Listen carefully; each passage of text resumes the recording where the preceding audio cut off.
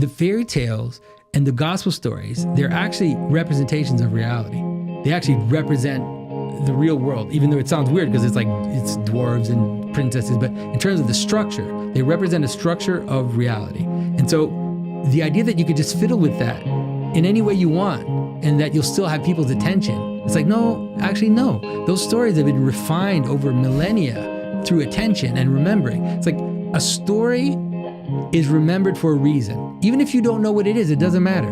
You remember a story for a reason, and then you tell it for a reason. And maybe when you tell it, you change it a little and you see what happens.